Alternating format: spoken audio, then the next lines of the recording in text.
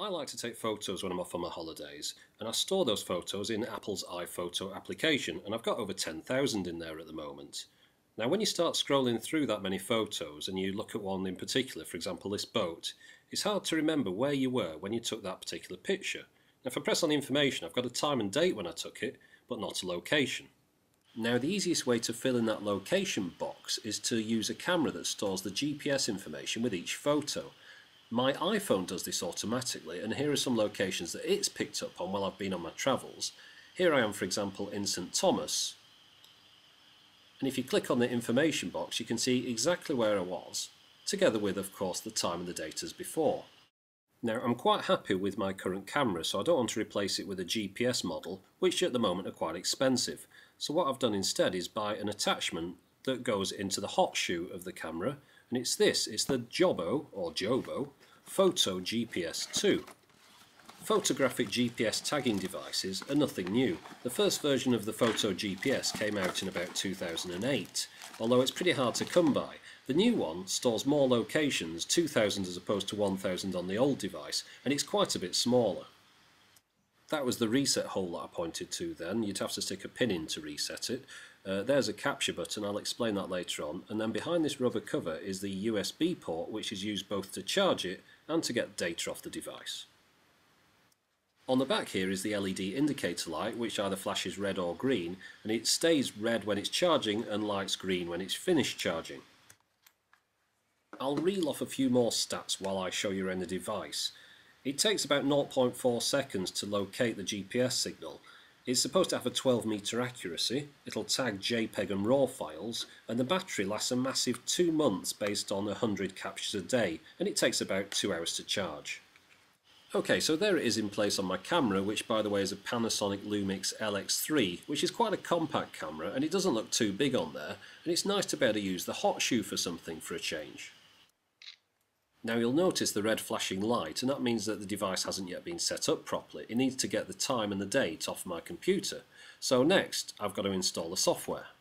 Rather oddly, the only thing on the disk for the Mac was a link to their website, which let you download the software from there. It was easy to find though and install really quickly first time, and then once a device is connected it immediately recognises it and it picks up the time and the date.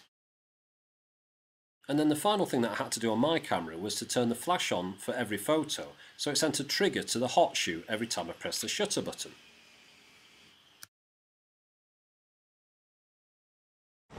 Right, so I'm on my lunch now. I'm going to see how many Manchester landmarks I can get photographed in an hour, and I'm going to start off here in Chinatown, and no cheating at all. I'm going to take this shot. I haven't switched the camera on today, so here we go. Okay. Chinatown Arch, first photograph, and there we go. Flashing green light means it's captured the GPS. On to the next landmark. Okay, now I'm in Albert Square, so let's take a picture of the town hall.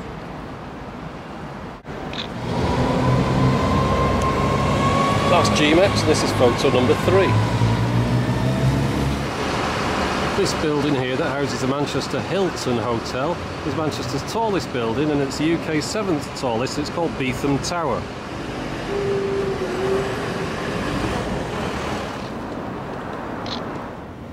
This is Trinity Footbridge over the River Irwell.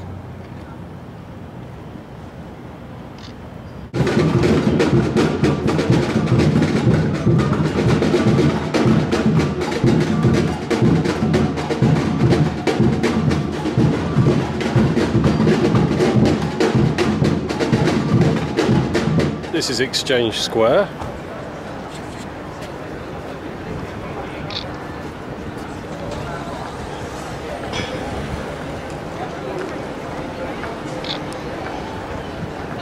Now I'm going to go inside to test one out. Ideally you're supposed to press the capture button before you go in so that it's got a rough approximation of where you are. So I'll do that and then we'll test it out.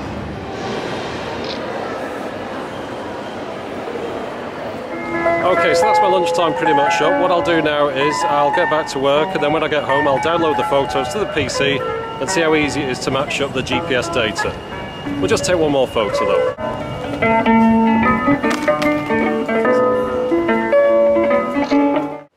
Right, here I am back at the PC. Now tagging photos with GPS data adds an extra step into the chain.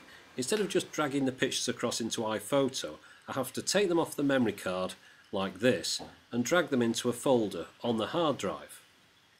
Once I've got the photos onto the computer, the next step is to open the PhotoGPS software and attach the GPS device to the computer. And then you need to select that you want to import the GPS captures, and all the individual locations that were stored when the shutter button was taken start getting imported into the computer as coordinates. The software then looks at these coordinates and gives them names. This only takes a few seconds, and bit by bit it starts filling in the list with locations and nearby points of interest. Once the list is fully populated, you then need to navigate to where you stored the photos on the computer, choose that folder, and then the two things get matched together. And in a few seconds, each one of your photos has a GPS tag attached to it. The folder full of tagged photos can now be dragged into iPhoto as normal. As soon as iPhoto's finished importing these, I'll click on the information tags on each photo and see if the location that the GPS device has tagged the picture with is accurate to the place where the photo was actually taken. Right, now let's have a look. The first photo was Chinatown, and if I click on the information tab, it's saying it's at Brasenose Street, Spinningfields, which is about half a mile away from Chinatown. So that's not a good start. Let's try the next one. Okay, so this is the town hall.